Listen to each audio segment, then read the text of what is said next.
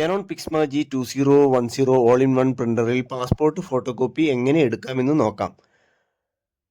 Platen cover തുറന്ന് പാസ്പോർട്ടിലെ photo print ചെയ്ത ഭാഗം ഫ്ലാറ്റ് ബെഡ് ഗ്ലാസിൽ വെക്കുക. കളർ ഫോട്ടോകോപ്പിയാണ് ആവശ്യമെങ്കിൽ കളർ കോപ്പി ബട്ടൺ പ്രസ് ചെയ്യുക. ബ്ലാക്ക് ആൻഡ് വൈറ്റ് ഫോട്ടോകോപ്പിയാണ് ആവശ്യമെങ്കിൽ black and white copy button press ചെയ്യുക. ഇപ്പോൾ പാസ്പോർട്ടിന്റെ ആദ്യ ഭാഗം കോപ്പിയിങ്ങായി ഔട്ട്പുട്ട് ട്രേയിൽ വരും. ഈ കോപ്പി ചെയ്ത പേപ്പർ അതുപോലെ തന്നെ പേപ്പർ ട്രേയിൽ വെക്കുക. ശ്രദ്ധിക്കുക, പേപ്പർ തലതിരിച്ച് വെക്കരുത്. പ്ലാറ്റൻ കവർ തുറന്ന് ആദ്യം പാസ്പോർട്ട് വെച്ചതിന്റെ തൊട്ടടുത്തായി പാസ്പോർട്ടിലെ അഡ്രസ് പ്രിന്റ് ചെയ്ത ഭാഗം ഗ്ലാസിൽ വെക്കുക.